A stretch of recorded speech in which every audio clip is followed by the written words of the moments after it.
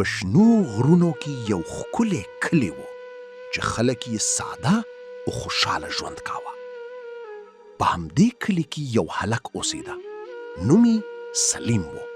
سلیم غریب و خو ډیر تیز عقل یې درلود. هغه به تل د خلکو خبرې اورېدې. لارې چارې به یې زده کولې او هره ستونزه به یې په چټکي حل کوله. خو یوه ستونزه وه. هغه به کله ناکله د خلکو واړه شیان پټول، نه د بد نیت لپاره بلکې د دې لپاره چې ځان ته ثابته کړي چې څومره زرنګ دي. خلک به ویل دا هلک ډیر خطرناک دی. سلیم به مسکی شو خو په زړه کې به یې یو تشوالی احساساوه. یوه ورځ په کلي کې لوی خبر خپور شو. د کلي تر ټولو ښکلي او هوښیاره نجلۍ زرینه واده کوه. د هغې د واده لپاره ټول کلی تیار شو. کورونه رنګ شول، څراغونه ولګېدل، موسیقي شروع شوه. خلک خوشحاله وو، ماشومانو نڅا کوله. او تر ټولو مهمه خبره، زرینې ډیر قیمتي ګاڼې لرلې. کله چې سلیم دا واورېدل سترګې یې وجلېدې. هغه له ځانه سره وویل دا به زما تر ټولو لوی چانس وي. که زه دا کار وکړم نو ثابت به کړم چې زه تر ټولو زرنګ یم. هغه پلان جوړ کړ. د واده په ورځ سلیم ځان د ډوډۍ ویشونکي په شان جوړ کړ.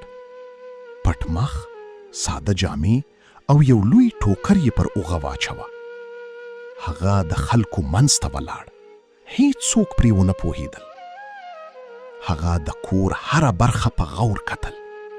دروازې، کړکۍ، د خلکو تګ راتګ. زرینه یوازې ښکلې نه وه، هغه ډیره هوښیاره هم وه. هغه مخکې له مخکې اورېدلی و چې سلیم ممکن د واده پر مال څه وکړي. نو هغه خپل پلان جوړ کړ.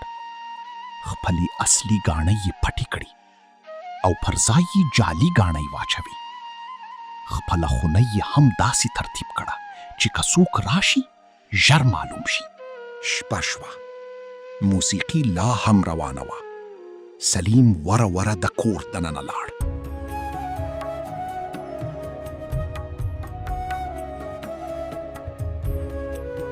کله چې سلیم ګاڼو ته لاس ور وغځوه ناڅاپه یو غږ راغی. زه پوهېدم ته به راځې. سلیم ودرېد. بدن یې یخ شو. هغه وره وغورځېد. زرینه هلته ولاړه وه په آرامه مسکا. زرینه وویل ته ډېر زرنګ یې خو ولې خپل عقل غلط کار کې کاروې؟ زه نه پوهېدم. بخښنه غواړم. مننه سلیم وروره.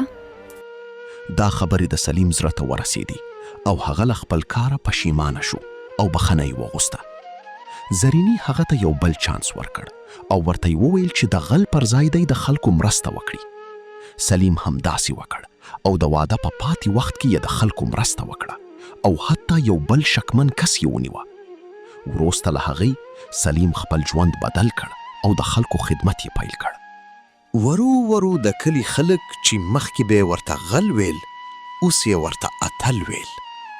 او سلیم پوه شو چې اصلي بریا په ښه انسان کېدو کې ده، نه یوازې په زرنګي کې.